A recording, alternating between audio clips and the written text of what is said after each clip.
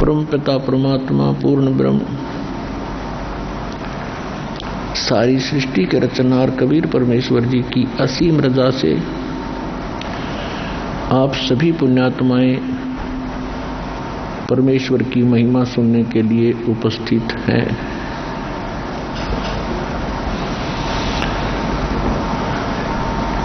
जिन पुण्यात्माओं के ऊपर परमात्मा की विशेष रहम भरी दृष्टि होती है वही पुण्यात्माएं ये समय निकाल पाते हैं, अन्यथा आप अन्य समाज को और अपने पिछले इतिहास को खूब देख सकते हो। हमारे दादे परदादे मर गए इसी निर्वाह के कोल्लू में, सुबह से लेकर शाम तक जुड़े रहे और मर ही गए, उनका काम पूरा नहीं हुआ। ऐसे ही हम उसी स्पीड से, उसी गति से इस ज्ञान की प्राप्ति से पहले हम भी उसी क्रिया में व्यस्त थे और उसको मनुष्य जीवन का अंतिम उद्देश्य मान रखा था। जब हमें सत्संग सुनने को मिला, ये तत्व ज्ञान की रोशनी हृदय के अंदर हुई, उसके बाद पता चला कि मनुष्य जीवन का मूल कार्य कौन सा है। इससे पहले हमने अपना यही मूल कार्य मान रखा था कि संतान हो जा, उसके बाद संतान की परवरिश कर दें, उनका विवाह कर दें, उनके फिर संतान हो जा, हमारा कुल चल जावे और फिर हम बेशक मर जाएं, नो प्रॉब्लम, हमारा काम पूरा हुआ। ऐसे सुनने को हमें मिलता था। ये बूढ़े बुजुर्ग बैठकर बतलाते थे तो यही कहा करते, भाई हमारा काम पूरा हो गया, बच्चों का विवाह कर दिया और इनका संतान दे दी परमात्मा ने, अब हम बेशक मर जाएं, हमारा काम पूरा हुआ। अब पता चला कि उन्होंने जो मनुष्य जीवन का कार्य था तो स्टार्ट भी ना किया, पूरा खाक हुआ था। ये क्रिया तो पशु पक्षी भी करके मर जाते हैं जो एक मानव कर रहा होता है। भक्ति बिना नरखर एक है, जिन हर पद नहीं जाना। ये सूक्ष्म वेद कितना गजब का ज्ञान है कि बिना भक्ति के मनुष्य और गधे में कोई अंतर नहीं। अपने कर्मों के भार से सभी लदे फिर रहे हैं और जिन्होंने हर पद नहीं जाना, हर पद का अर्थ है गीता अध्याय नंबर 15 के श्लोक नंबर 4 में कहा कि तत्वदर्शी संत की प्राप्ति के उपरांत परमेश्वर के उस परम पद की खोज करनी चाहिए जहां जाने के बाद साधक फिर लौटकर कभी संसार में नहीं आते। और जिस परमेश्वर ने सर्व ब्रह्मांडों की रचना की है, जो कुल का मालिक है, केवल उसकी भक्ति करो। तो ये कहना चाहते हैं परमात्मा के जो भक्ति भी कर रहे हैं और जिनको उस परम पद के पाने की विधि प्रॉपर है नहीं, ज्ञान नहीं है, तो वो भी मनुष्य जीवन व्यर्थ कर रहे हैं। अब आप अपनी किस्मत को जांच कर देखना, अन्य जो संतों के पास बोले श्रद्धालु अपना जीवन नाश कर रहे हैं, वो कौन सी साधना कर रहे हैं और आपको क्या अमृत और क्या वो खजाना प्राप्त हुआ है जो उनके आसपास भी नहीं है। आपको वो ज्ञान और वो भगवान और वो मूल मंत्र मिले हैं जो कुछ महापुरुषों के अतिरिक्त आज तक किसी को प्राप्त नहीं हुए थे। उन महापुरुषों में से गिने चुने ये 5, 6, 7 महापुरुष हैं।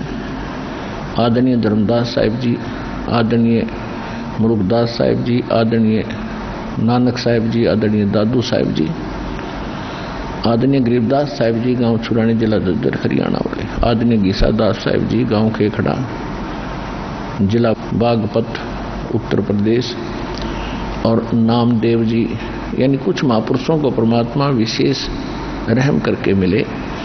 इनको ये मंत्र प्राप्त हुए थे। इनको आगे प्रतिबंध लगा दिया था कि अभी इनको अन्य समाज में डिक्लेयर ना करना, डिस्क्लोज नहीं करना, नहीं तो पिछली पीढ़ी तक ये सभी काल के भेजे हुए संत यही क्रिया, यही नाम, यही साधना बताने लग जाएंगे। और ये अधिकारी है नहीं, क्योंकि अधिकारी के बिना ये नाम प्राप्त भी किसी से कर लिया तो काम नहीं करेगा। तो इसलिए वो ज्ञान यही बता रहे होंगे, तो भिन्नता नहीं हो पाएगी मेरे बच्चों को। तो उन महापुरुषों ने अपना नाम जपा, अपने अमृतवाणी में उनको लिख भी दिया, संकेत भी कर दिया, लेकिन अपने अनुयायियों को किसी को बताया नहीं। अब उस शेष कार्य को संपूर्ण करने के लिए परमात्मा ने अपने इस कुत्ते को रामपाल दास को भेजा है, जो आज भौंक रहा है, आपको जगा रहा है, और आप कुंभकर्ण की नींद सोए पड़े हो। ये गोल्डन चांस आपके हाथों से जा रहा है। मानुष जन्म दुर्लभ है, ये मिले न बारंबार, तरवर से पत्ता टूट गिरे भाई, बहुर न लगता डार। परमात्मा कहते हैं कि मानुष जन्म बड़ी ही दुर्लभ है, बड़ा मुश्किल से प्राप्त होता है, और एक बार आपके हाथ से छूट गया, आपकी मृत्यु होगी तो ऐसे हो जाएगा जैसे वृक्ष से पत्ता टूटकर ना जाने कहाँ गिरता है, कितने गंदे नाले में या पशु के पैरों के तरह कुचला जाता है। अर्थात 84 लाख योनियों के इस कोल्लू में, इस गंदे नाले में आप फिर से गिर जाओगे यदि सत भक्ति नहीं की और आपका मोक्ष नहीं हुआ तो। उसके लिए परमात्मा हमें संकेत करते हैं, रह रह कराते हैं, समझाते हैं, क्योंकि यहां दो शक्ति काम कर रही है विशेषकर, एक सरपुरुष, एक परम अक्षर पुरुष। यहां पर अक्षर पुरुष का विशेष रोल नहीं है। अक्षर पुरुष का रोल वहां शुरू होता है जहां हमने उसके लोक से गुजरना है, इसलिए उसकी वहां से गुजरने की जो कमाई है वो यहीं पूरी करके साथ लेकर हम चलेंगे, तब वो हमें आगे जाने देगा। उसका टोल टैक्स देना पड़ेगा, नहीं तो नहीं जाने देगा। लेकिन यहाँ पर दो पुरुष हैं, दो भगवान हैं, दो प्रभु हैं। एक सरपुरुष जो ज्योत स्वरूपी निरंजन काल कहलाता है, जिसके 21 ब्रह्मांड हैं, जिसमें हम गलती से फंसे हुए हैं, और ये नहीं चाहता कि इन प्राणियों को कोई मूल ज्ञान, सही ज्ञान हो, सही भक्ति ये करें, ये नहीं चाहता। ये नहीं चाहता कि मेरे जाल से कोई जीव यहाँ से निकल जाए, ये सुखी हो जाए। ये चाहता है कि इनको यहीं रखूं, इनकी दुर्गति करूं, क्योंकि हम परम अक्षर ब्रह्म के बच्चे हैं, चींटी से लेकर हाथी तक। और हमने गलती की थी, जहां वो सुख स्थान है, जहां हम पहले रहा करते सतलोक में, अपनी गलती से हम इसके साथ आगे भगवान छोड़ गए। इसने वहां एक ऐसी गलती की थी, सरपुरुष ने, ये भी वहीं था, दुर्गा भी वहीं थी। इसने दुर्गा के साथ बद व्यवहार किया था, जिस कारण से परमात्मा ने इसको 21 ब्रह्मांड समेत निष्कासित कर दिया था। और हम अपनी गलती से, अपनी मूर्खता से वह बड़ी थाली का ठोकर मार कर सर्व सुख छोड़ कर इस नकली भगवान ज्योत निरंजन सरपुरुष के साथ आगे इसके विमान में बैठ गए, 21 ब्रह्मांड के विमान में, अपनी स्व इच्छा से परमात्मा के मना करते हुए। अब परमात्मा ने इसको उस सुखमय स्थान से निकाल दिया, क्योंकि वहां गंदे आदमी का ठिकाना नहीं है। अब ये प्रतिशोध ले रहा है हमारे साथ कि ये परमात्मा के बच्चे हैं और इनको ऐसी दुर्गति करूंगा इनकी, वो रोएगा बैठा बैठा। सतपुरुष परम अक्षर ब्रह्म कबीर भगवान, और वही इसने कर भी रखा। यहाँ कोई जीव सुखी है? राष्ट्रपति से लेकर और एक कंगाल तक उसका देख लो इतिहास जाकर। ये तो मनुष्य जीवन की हालत है। फिर अन्य प्राणी, कुत्ता क्या खाता है, सूअर क्या खाता है, गधा क्या कर रहा है, और अन्य पक्षी सारा दिन ओले गिरते हैं, भूख है, प्यास है, हाहाकार मची है, बड़ा छोटे को खा जाता है, जंगल में देख ले वो उसके पीछे पड़ रहा है। मनुष्यों की यही वृत्ति है। और घर घर में आग लगा देता है ये सास बहू की झगड़ा, आपस में पता नहीं किसके साथ के पंगा पवा दे, सारी उम्र टेंशन में जावे। अपनों का दुख अपनों को ही होता है। और स्वयं परमात्मा आकर कहते हैं मैं रोवत हूँ सृष्टि को, ये सृष्टि रोवे मोहे, गरीबदास इस वियोग को समझ न सकता कोई। अब वो परमात्मा है जो सब दुख दूर करता है, सब संकट का निवारण करता है, और हम उसको छोड़कर इस नकली के पीछे पड़ गए। हम इसको संकट मोचन मान बैठे, इस नकली भगवान को। ये तो संकट देने वाला है, हरण करने वाला नहीं है। संकट मोचन कौन है? वो कबीर परमेश्वर है। जब इस आत्मा को ज्ञान होता है तो उस परमात्मा के लिए तड़प उठती है। अभी तो आप बच्चे हो, आप जिन काल की भांग घनी पी रखी है, और यह उतरती सी उतरेगी इस एंटीबायोटिक औषधि से जो दास आपको ये तत्व ज्ञान आपके कानों के माध्यम से अंदर आत्मा में भेज रहा है। इससे आपकी अब भांग उतरेगी। कबीर साहब कहते हैं कबीर ये माया अटपटी और सब घट आन अड़ी, और किस किस ने समझाऊं, या तो कुआ भांग पड़ी है। अब जैसे 10 व्यक्ति शराब पीकर किसी ठेके से आ रहे हों तो 10 की एक जैसी भाषा होगी, एक जैसी चाल होगी और एक जैसी गतिविधि होंगी, ऐसे लटखटाता चलेगा। तो जितने भी इस काल के लोक में प्राणी हैं, इन्होंने माया के अतिरिक्त कुछ भी दिखाई नहीं देता। बचपन से इंजेक्शन लगने शुरू हो जाते हैं, बेटा अच्छी कमाई करिए, उस लड़के ने देख कोठी बना ली, फलाने के लड़के ने 2 प्लाट ले लिए, बड़ी बड़ी कार ले रखी है।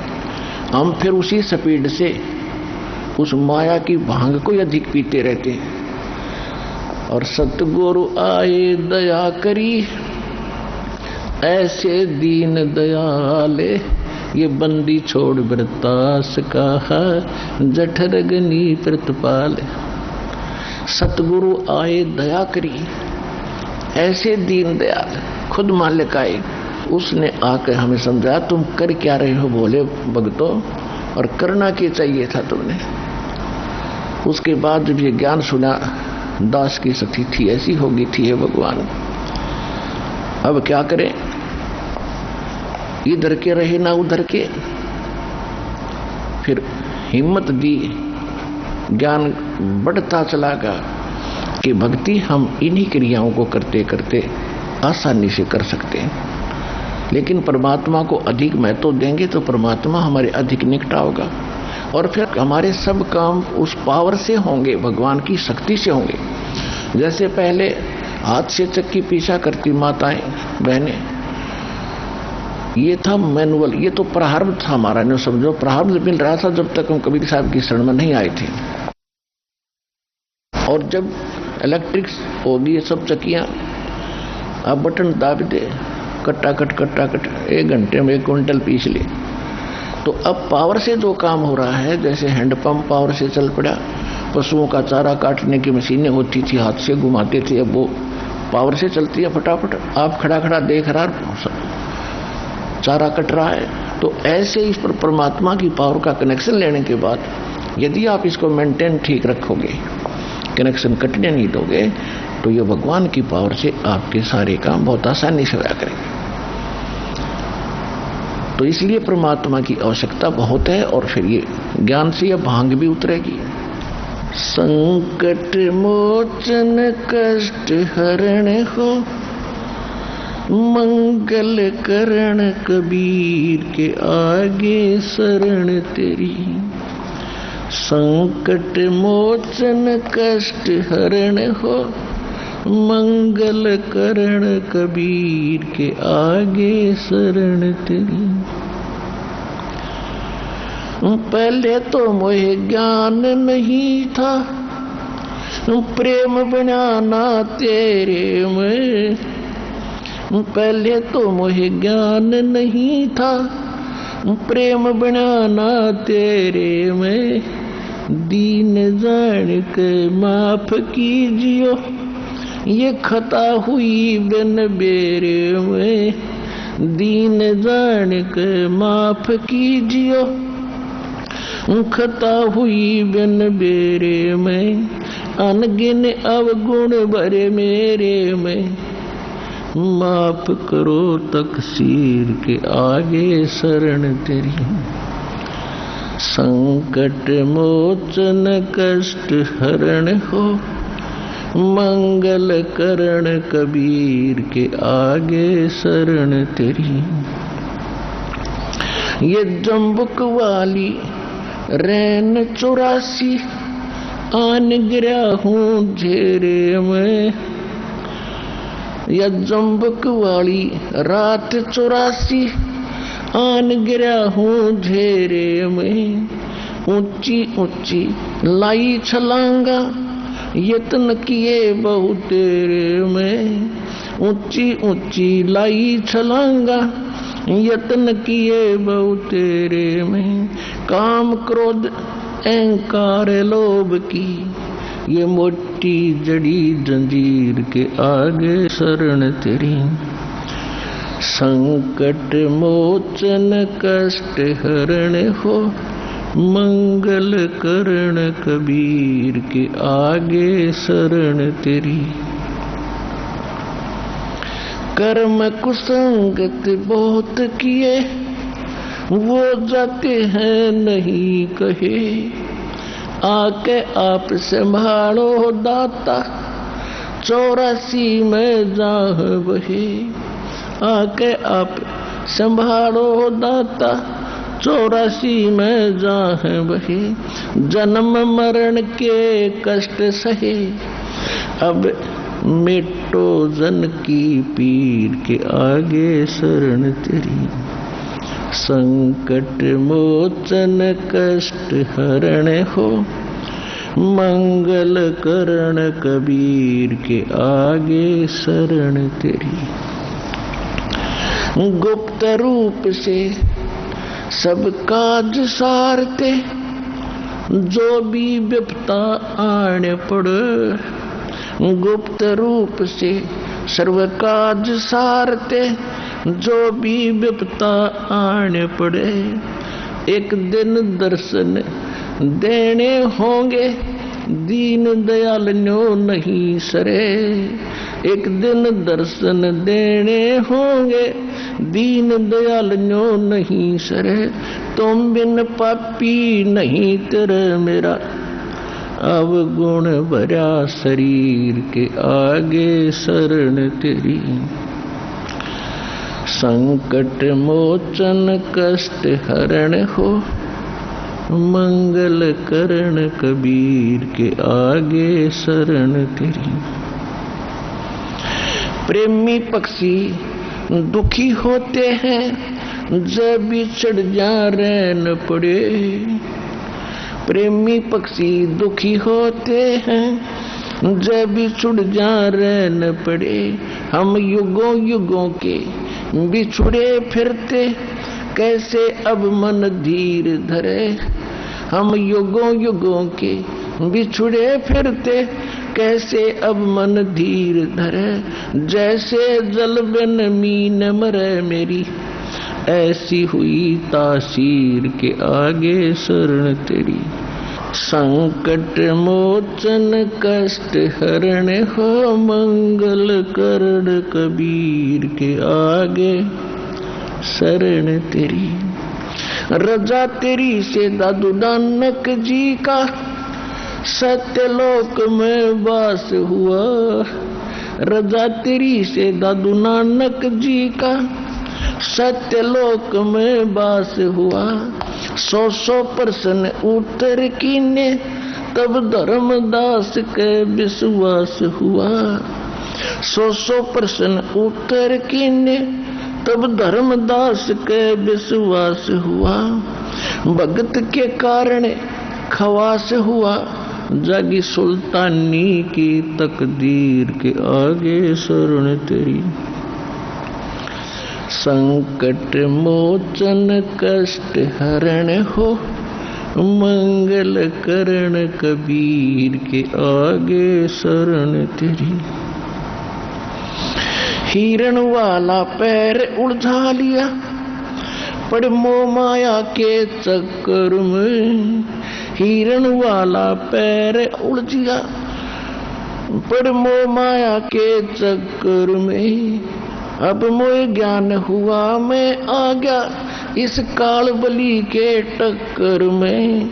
अब मोह ज्ञान हुआ मैं आ गया इस काल बली के टक्कर में। हरदम तेरा करूं जिक्र में, आन पड़ी मोह भीड़ के आगे शरण तेरी। संकट मोचन कष्ट हरण हो, मंगल करण कबीर के आगे शरण तेरी। पावचनों के लालच में या बंदर वाली मूठ गही। पावचनों के लालच में या बंदर वाली मूठ गही। मूठ खुले ना जान बचे ना, हे साहिब या कौन भई। मूठ खुले ना जान बचे ना, हे साहिब या कौन भई। रामपाल सतगुरु शरण लगी, इब खाई शब्द दूध की खीर के आगे शरण तेरी।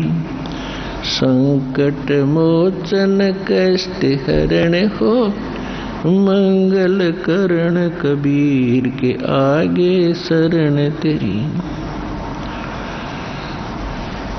परम पिता परमात्मा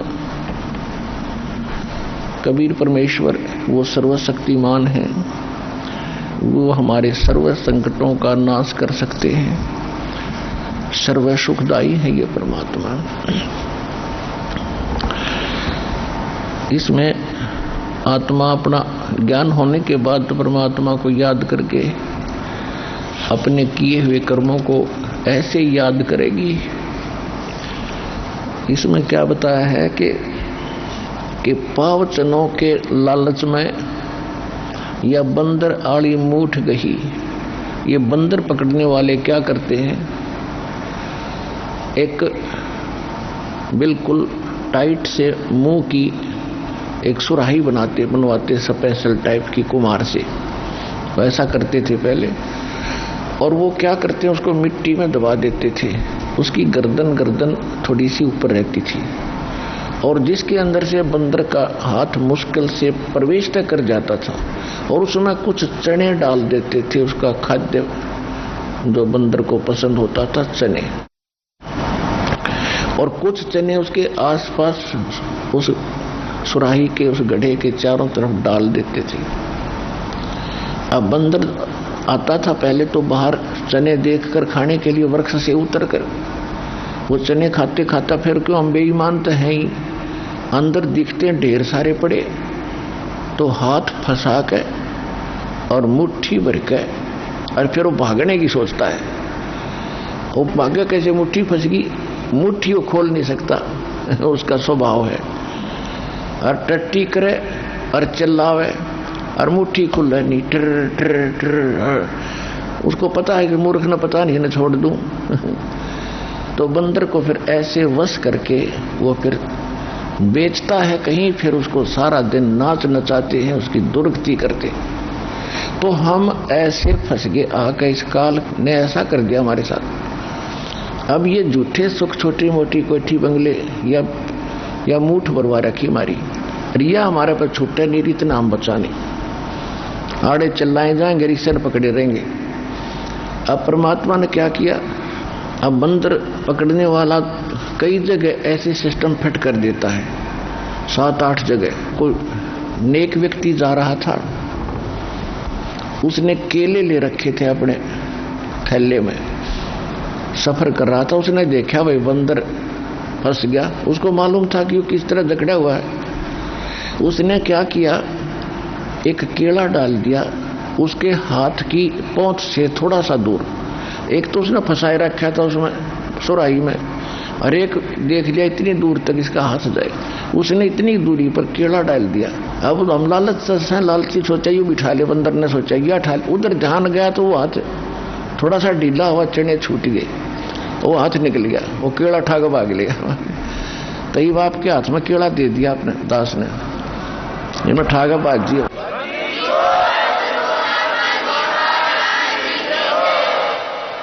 अब ये सतलोक का सच्चा सुख आपको याद दिला दिया, और ये भक्ति रूपी केला आपके हाथ में दे दिया। तो इसको पकड़ने के लिए आपने वह मूठ छोड़ के आनी पड़ी। अब यहाँ आए हो न, यह मूठ छूटे नहीं थी, हमारे दादे परदादे मर गए, उड़े चला गया। अब परम पिता परमात्मा स्वयं आते हमें सुखी करने के लिए, और हम पहचान नहीं सके अपने भगवान को, इसलिए परमात्मा कहते मैं रोवत हूँ सृष्टि को, हर ये रोवा मुझे। ये कहते हे सर्व संकट मोचनहार, हे समर्थ शक्तिवान, हे सच्चे भगवान। हम राम कृष्ण हनुमान के पुजारी थे, और जब आपत्ति आती थी लोग क्या करते, हे सच्चे भगवान। तो इसे सिद्ध है भी याद आवा कि ये सच्चे नहीं थे, क्योंकि इनकी भक्ति करते करते दुख आ गया, तो ये सच्चे की हुए। तो फिर लोग क्या करते, हे सच्चे मालिक, हे सच्चे भगवान। तो अब हमको पता चला सच्चा भगवान कौन है, तो ये है वो सच्चा भगवान। तो हम रोते हैं, परमात्मा कहते मैं रोता हूँ सृष्टि को, तो मैं रो रहा हूँ, तुम्हारे लिए भटक रहा हूँ कि तुम जिनकी पूजा कर रहे हो ये सुख नहीं दे सकते, तुमने दुख तो दे सकते। कौन दे सकता है दुख, ये काल भगवान। और ब्रह्मा विष्णु महेश और दुर्गा ये तो अपने ना सुख दे सकते ना दुख दे सकते, आपका किया कर्म ही दे सकते। और परमात्मा कहते मेरी शरण में आने के बाद तुम्हारे कर्म के अंदर, प्रारब्ध के अंदर, किस्मत के अंदर यदि कोई पाप कर्म भी अधिक है उनको भी खत्म कर दूंगा, नाश कर दूंगा। मासा घटे न तिल बधे, विद ना लिखे जो लेख, ये सच्चा सतगुरु मेट कर भाई ऊपर मार मेख। जम जो राजा से डरे ये मिटे कुर्म के लेख, अदली असल कबीर हैं ये कुल के सतगुरु एक। परमात्मा भी कहते हैं अमर करू सतलोक पठाऊं, तात बंदी छोड़ कहाऊं, बंदी छोड़ हमारा नामम, अदर अमर है अस्थिर ठामम। जब ही सतनाम हृदय धरो, भयो पाप को नाश, जैसे चिंगारी अग्नि की बई पड़े पुराण गासे। परमात्मा कहते हैं मेरे पास एक ऐसा जालिम मंत्र है, इसका सच्चे ढंग से सच्चे संत से प्राप्त होने के बाद आपके असंग जन्मों के जो संचित कर्म हैं या प्रारब्ध के कर्म हैं उनको ऐसे फूंक देगा जैसे सूखे घास को एक माचिस की तिल्ली से 1000 टन पड़ा हो, एक माचिस की सीख जलाकर लगा दो, सारा बक्कड़ ठा देगी, और फिर चलेगी तेज हवा, उसको कहीं का कहीं पटक देगी, ठाकर मैदान साफ हो जाएगा। ऐसे परमात्मा के सतनाम के अंदर वो पाप नाशक शक्ति है। जैसे सूरज के आगे बदरा, ऐसे कर्म छयारे, प्रेम की पवन करे चतुर्मुंड जल के तेज नयारे। जैसे सूरज के आगे बादल के, सूर्य के सामने बादल आ जाते हैं तो सूर्य का जो वास्तविक प्रकाश में प्राप्त नहीं हो रहा जो लाभदायक है, और फिर तेज हवा चलती है तो बादल इधर उधर बिखेर देती है, तो सूर्य का वो स्पष्ट प्रकाश हमारे तक पहुंच रहा होता है। ऐसे आत्मा और परमात्मा के बीच में हमारे पाप कर्मों की ये बादल छा गए। उसके लिए परमात्मा ने कहा कि जैसे सूरज के आगे बादल बदरा, ऐसे कर्म छयारे, और प्रेम की पवन करे चितमंजन, फिर जल के तेज नयारे। परमात्मा में प्रेम जागेगा। प्रेम जब जागेगा हम परमात्मा के गुणों से परिचित होंगे, हम फिर इसके ऊपर आसक्त होंगे, आशिक होंगे। कभी रोएंगे, कभी गाएंगे, और सतलोक के उस सुख को हम रह कर याद करेंगे, तो फिर इस मंत्र के जाप से आपकी आत्मा साफ होगी। आत्मा साफ होगी तो आपका प्रेम बढ़ेगा भगवान में, परमात्मा की चर्चा चलेगी, आंखों से आंसू आने शुरू हो जाएंगे। तो वो प्रेम की पवन चलने से फिर वो प्यार के जो आंसू उमड़ने लगे, फिर वो पापों का नाश होने लगेगा। ये पहचान होगी आपकी। अपरमात्मा, जैसे दास आपको बहुत बार सुनाया है, सुनाते रहा हूं कि एक समय रामानंद जी को परमात्मा मिले थे 5 वर्ष की आयु में। फिर उनको सचखंड लेकर गए थे, वापस छोड़ा था। उसके बाद रामानंद जी परमात्मा से परिचित हुए थे कि सचमुच एक स्थान है जहां हम सुखी हो सकते हैं, हमारी जन्म मृत्यु सदा के लिए समाप्त हो सकती है। और उनको ये भी विश्वास हो गया था कि कबीर परमात्मा है। परमात्मा ने फिर उनको एक आदेश दे दिया था, ये समझ लो कि इस गुरु शिष्य की मर्यादा बनाए रखने के लिए आप जी ने ये भूमिका मेरी आज्ञा से करनी पड़ेगी। आप मेरे गुरु रूप में रहोगे और क्रिया वो करोगे जो दास बता रहा है, आपको दिखा भी लाया है। और क्योंकि मेरे से ये कोई भी उपदेश नहीं ले रहा, विशेषकर ब्राह्मण वर्ग। आइए अब हम उन श्रद्धालुओं के अनुभव जानते हैं जो जगत गुरु तत्वदर्शी संत रामपाल जी महाराज जी से दीक्षा प्राप्त कर चुके हैं तथा उनके द्वारा बताए गए भक्ति मार्ग पर चल रहे हैं। बहन जी नमस्कार। सत्साहिब। क्या नाम है आपका? सर ममता। कहाँ से आए आप? बहालगढ़ जिला सोनीपत हरियाणा से। बहन जी, संत रामपाल जी महाराज से नाम दीक्षा लेने से पहले आप क्या भक्ति साधना करते थे? संत रामपाल जी महाराज जी से दीक्षा लेने से पहले हम सभी देवी देवताओं की पूजा करते थे, जैसे शुक्रवार का व्रत करना, नवरात्रि करना, हरिद्वार जाना, ये मतलब वैष्णो देवी क्रिया करते थे हम। उन पूजाओं को करने से क्या लाभ मिला आपको? सर हमें उस क्रिया करने से कुछ भी लाभ नहीं मिला, बल्कि हमारे घर में और मानसिक स्थिति खराब होती चली गई थी। हमें कोई लाभ नहीं मिला उस भक्ति करने से। संत रामपाल जी महाराज जी की शरण में कैसे आए? संत रामपाल जी महाराज की शरण में हम 2003 में, हमारे घर के पास ही एक बहन रहती है, तो उनके माध्यम से उस टाइम पे संत रामपाल जी महाराज सोनीपत में आए हुए थे, तो हम उनका प्रवचन सुनने के लिए गए थे सत्संग, तो वहां पर हमने नाम दीक्षा ली थी। संत रामपाल जी महाराज से नाम दीक्षा लेने के बाद आपको क्या लाभ मिले?